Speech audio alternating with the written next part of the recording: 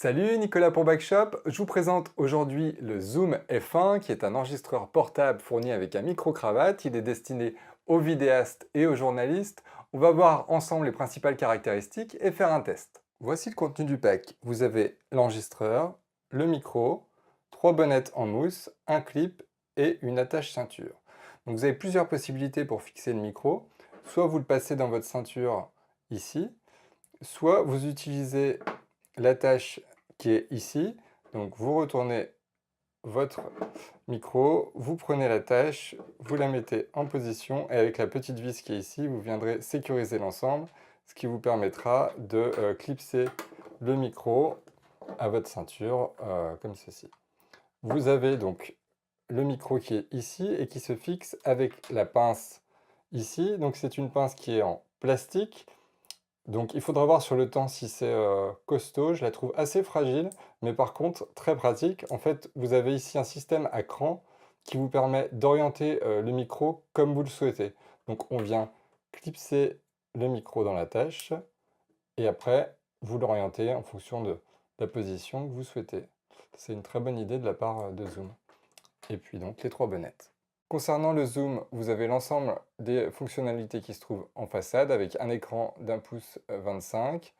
Vous avez ici l'entrée pour le microphone, donc vous viendrez clipser le mini jack et puis ensuite sécuriser avec une bague et un pas de vis le mini jack et vous ne pourrez plus comme ça le retirer, ce qui évitera les mauvaises manipulations. Vous avez ici une sortie pour un casque. De l'autre côté, vous avez le bouton On et un Hold. Le Hold vous permet de, lorsque vous cliquez par mégarde sur un bouton, que ça ne change pas les paramètres. Vous avez ici un logement pour une carte micro SD qui n'est pas fournie, donc il faudra prévoir d'en acheter une. Sur le dessus, vous avez le port pour l'ensemble des micros, que ce soit micro canon ou accessoires pour brancher des micros supplémentaires, un format propriétaire Zoom. Donc ça, c'est une option qui peut être intéressante si par exemple vous voulez brancher ce micro sur un DSLR et avoir le micro canon. Et puis vous avez ici la gestion du volume, la possibilité d'avoir une option aussi de l'alimentation continue via un mini USB où vous pouvez ici mettre les 2 piles AAA. Il y a des piles de test qui sont fournies, mais il faudra soit mettre des batteries rechargeables, soit changer les piles régulièrement. Et puis vous pouvez aussi, via ce port, transférer les fichiers qui se trouvent dans la carte micro SD sur votre PC ou Mac. On va l'allumer ensemble, donc je mets les piles de test. Il y a une indication plus-moins pour le sens des piles. Vous avez ici une petite encoche et de l'autre côté un bouton poussoir. Donc je le pousse complètement à gauche, hop, et voilà, c'est sécurisé. De l'autre côté, vous avez le bouton on, je l'active et il s'allume. Donc deux langues sont à votre disposition, anglais ou japonais. On va choisir anglais, on va mettre la date. Il m'indique qu'il n'y a pas de carte SD, on va donc en rajouter une. J'ai donc une carte micro SD qui est ici. Je vais l'insérer dans le logement qui est prévu à cet effet. Elle se rentre à l'envers. Je l'active et voilà. Donc la carte est en train d'être connue et ça m'indique que je vais pouvoir enregistrer 15 heures de son, sachant que j'enregistre en 48-24 bits. Donc c'est une carte de 8 Go que j'ai insérée. Le F1 enregistre jusqu'en 96 24 bits. Donc c'est un format très précis mais très gourmand en données puisque là vous avez uniquement 7 heures d'enregistrement sonore. Donc vous pouvez aussi enregistrer en MP3 de 48 à 320 kilobits par seconde. Et puis vous avez le format traditionnel 44-116 bits, 48 kHz, 24 bits, qui est le format traditionnel pour la vidéo. Vous avez un low cut, ce qui vous permet de couper les fréquences à l'enregistrement qui sont avant 80, 120 ou 160 Hz. Ça c'est intéressant puisqu'effectivement sur la voix il y a peu d'intérêt d'avoir les fréquences avant 80 Hz, et puis vous risquez d'enregistrer des bruits qui sont indésirables, comme des bourdonnements, des ronflements à ces fréquences-là. Vous avez un limiteur que vous pouvez activer ou désactiver. Le limiteur va permettre de réduire un son qui pourrait être en saturation à l'entrée, donc un niveau sonore que vous avez réglé qui n'est pas suffisamment, qui est trop fort, et donc le limiteur va éliminer ça et votre son sera utilisable. Et vous avez ici un rec level, donc c'est là où vous choisissez la sensibilité, une sensibilité automatique ou basse sensibilité, médium, etc. Laissez sur automatique si vous ne savez pas faire le réglage, le F1 le fera à votre place et le fera très bien. Si vous avez peur de faire des erreurs, vous activez donc auto et vous activez le limiteur.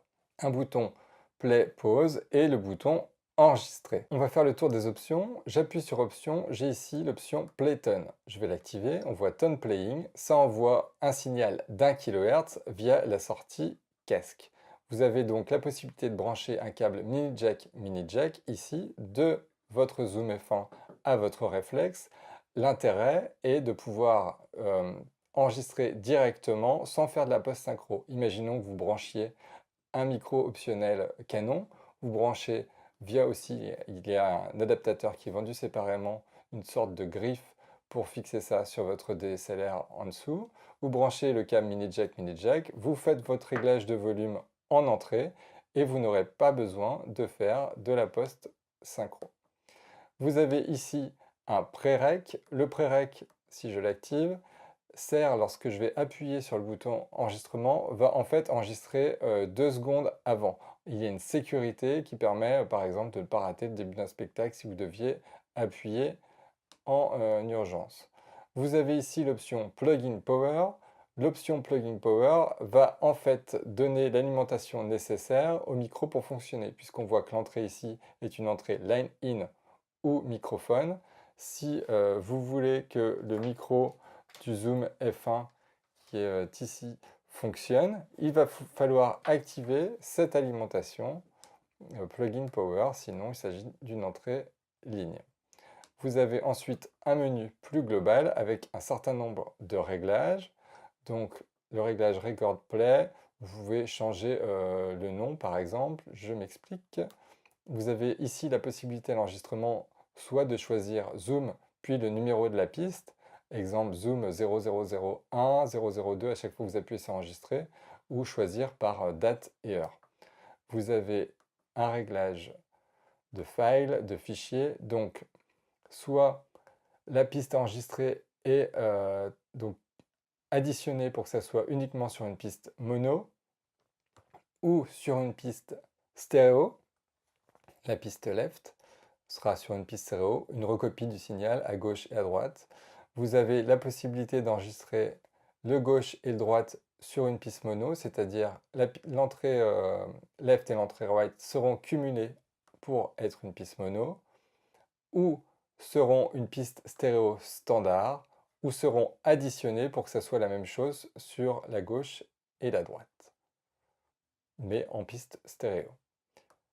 Vous avez aussi ici Rec Hold, donc ça vous pouvez l'activer, ça a la même fonction que la touche Hold ici, c'est-à-dire qu'une fois que vous avez lancé l'enregistrement, toutes les autres touches sont désactivées pour qu'il n'y ait pas d'erreur de manipulation.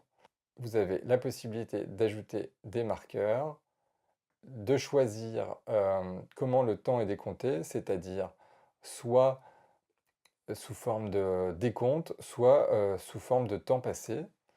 Et enfin, vous avez Play Key Option qui vous permet de choisir comment fonctionne cette touche, c'est-à-dire enregistrement ou pause. Je suis pas en dernière version de FineWire sur ce Zoom F1. Il y a une autre possibilité, c'est-à-dire que la touche Play serve aussi à mettre des marqueurs. Voilà pour les fonctions Record Play.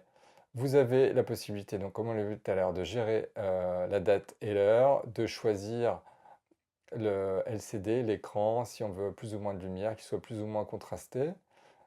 La façon dont est alimenté le zoom par des piles, batteries alcalines ou lithium, etc.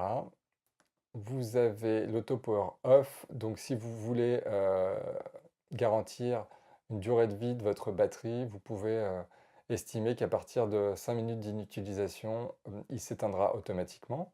Vous avez une option sur la SD card, vous pouvez la formater ou faire un test. Regardez la version dans laquelle vous êtes. Vous avez les langues, donc ici on a anglais et japonais. Vous pouvez de la même manière, dans un fichier source de la carte F1, rajouter la langue française. Donc ça c'est une fois que vous aurez mis à jour le firmware, vous aurez l'option ici Add Language et vous ajouterez le français.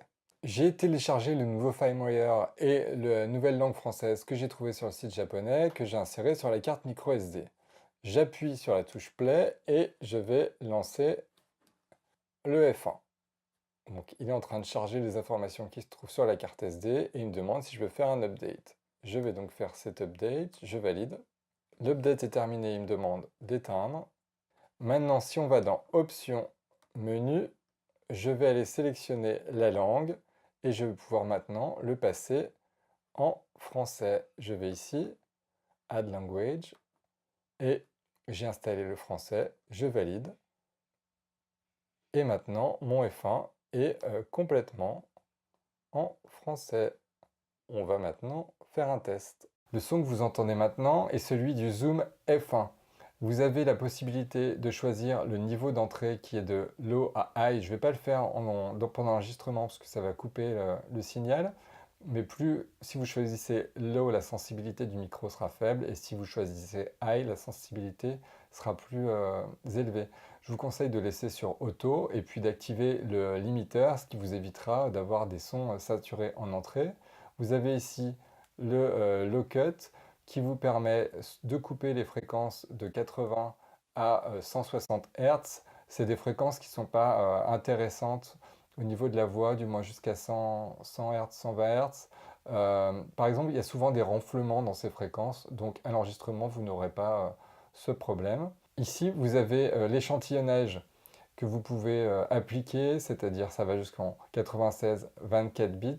Comme je vous expliquais tout à l'heure, vous pouvez enregistrer en MP3, en 44 116 bits ou en format plus classique en ce qui concerne la vidéo, c'est-à-dire 48 kHz, 24 bits. Une des fonctions intéressantes du Zoom, c'est aussi la possibilité qu'il devienne, ce F1, une interface audio. Donc j'ai ici un port mini USB, je vais brancher un câble qui n'est pas fourni.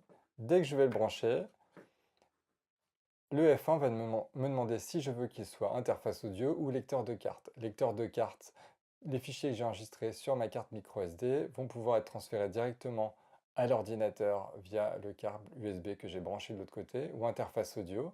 Je vais choisir interface audio. L'interface peut fonctionner sous Mac ou PC ou sur tablette type iPad. Donc moi je l'ai branché à un Mac, je valide.